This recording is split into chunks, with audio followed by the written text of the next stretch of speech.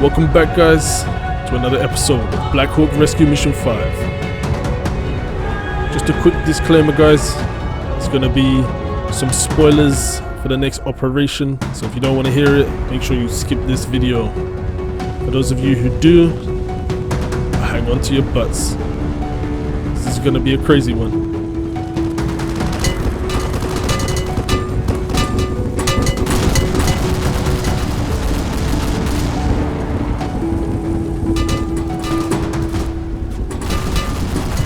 See, I do the last stand with these guys here.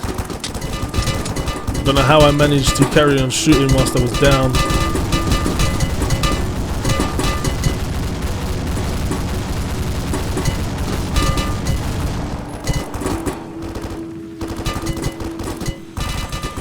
So if you guys are unaware, the dev blogs have been released for the next update of Blackhawk Rescue Mission 5.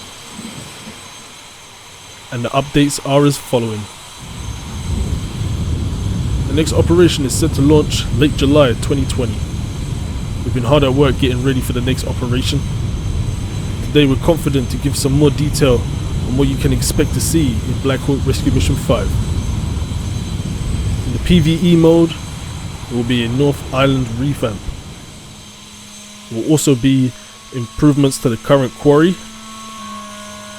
There's going to be a new raid location, advanced enemy AI combat, friendly NPC shop and bartering system, and new gestures and emotes. For the PvP mode, there will be 3 new maps, a ranked mode, and improvement to control in CQB. There will also be an introduction to a brand new raid mode with 5 unique story missions.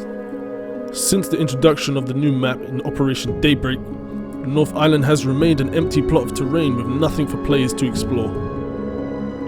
With the release of the next operation, the North Island will be home to the enemy's FOB, the Hornet's Nest if you will. Rumour has it that it snows a bit up there.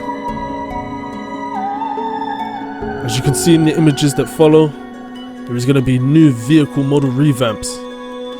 The old models used in BRM5 are not up to date or up to standard with what we would prefer.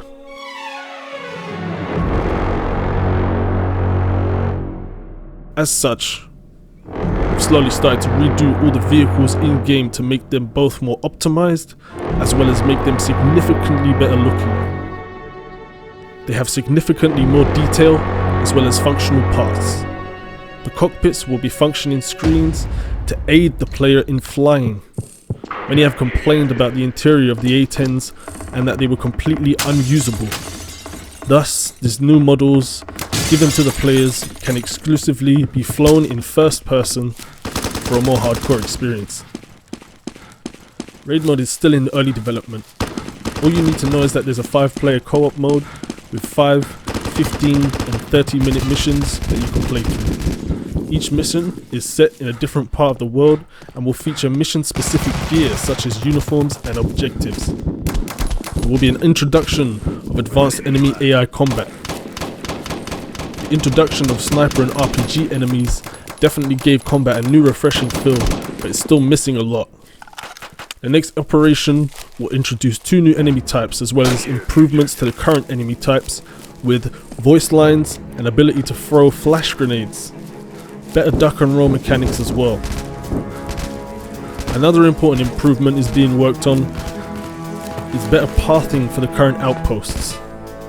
Areas like the quarry and Department of Utilities suffer from boring enemy placements, which result in very bland gameplay. However, all the paths for the enemies at these locations are being redone to ensure that the raiding feels more unpredictable and difficult. Other forms of enemy contact, including random enemy convoys and ambushes, have been planned, but implementation into the next operation is not yet confirmed. Imagine if you could use all that money you've earned to give back to the people of the island and maybe gain some reputation in the process. The S&BS, or otherwise known as the shop and bartering system, is still in early planning phases, but will be a core feature of this operation. In short, you'll be able to talk to NPCs located in cities around the map. Some of these NPCs will tell you their story, giving you a better idea of the game's lore, whilst the others offer you items in exchange for money, such as watermelons, medical equipment, special clothing, and uniforms. Purchasing and delivering food and other supplies will gain you reputation.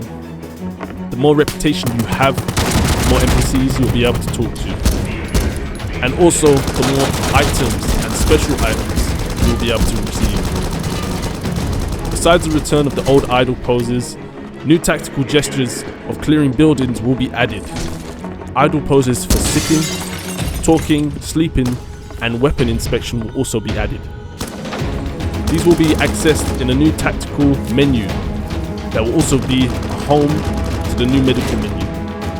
Besides visual upgrades and better AI pathing, the quarry overhaul will include some very interesting mines that you'll be able to enter and explore. You might want to pack a flashlight.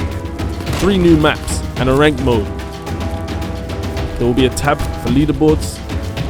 There will also be fixes for seeing gear through vegetation, and also fixes to glitch spots. There will also be matchmaking improvements and smoother movement. We will plan to give the VIP server owners the ability to kick, ban, and enable friendly fire. A new infection mode will be also available sometime post-launch. So that is the end of devblog 1. We're going to go on to devblog 2 now, and that will give you some idea and also some insights with some images that I have for you guys to see exactly what's going on there. With development for the next operation well underway, many of the new features are nearing the final form before release. One such feature is the new radial tab menu. This new menu replaces the current medical menu that pops up when pressing tab. The new wheel contains 3 separate sections: medical, which is at the bottom, gestures, the right hand side, and squads, which will be on the left hand side. The new tab menu is hold sensitive, meaning that when you push down on tab, it opens, and when you release it, it closes. This may seem tedious, but it grows on you fast. Brand new menu features a range of nifty functions to improve gameplay with friends and random players in public servers. Along the top are 5 colors. Clicking on a color will assign you to that squad. Anyone else in that squad can now see your location from anywhere in the map, and vice versa. Yes, that means that anyone on the server can join your squad. This may deter some people from this feature, but it should be noted that a player being in your squad does not inherently mean that they can ruin your experience. Clicking on the squad that you are already in will cause you to be removed from that squad. These are the exact words that are written. Another important feature, other than being able to see where your teammates are, is the ability to mark flares.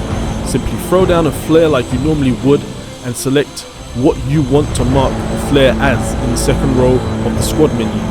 This will cause an icon to appear on the base of your flare to anyone on your squad. Once the flare burns out, the icon disappears.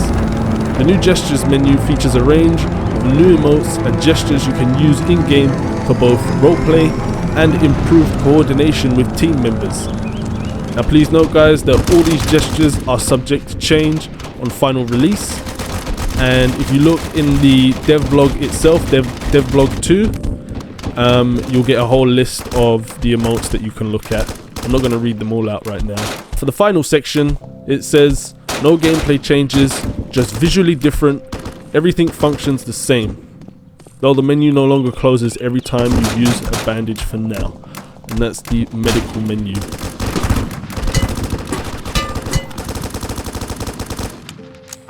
like to thank the development team at Platinum 5 for all the work that those guys have been doing behind the scenes. It's really been a massive improvement over the past few weeks, and we're finally starting to see some hope, which is really great. And I hope you guys will be tuning in for more. I'm sure we will get more updates on what will be happening in the future for this operation. I'd also like to finish off this video with a quote.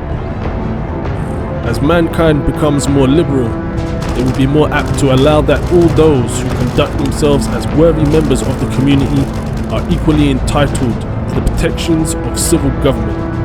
I hope ever to see America among the foremost nations of justice and liberality. And that was said by former President George Washington. So stay safe, guys. I'll see you in the next one. Peace.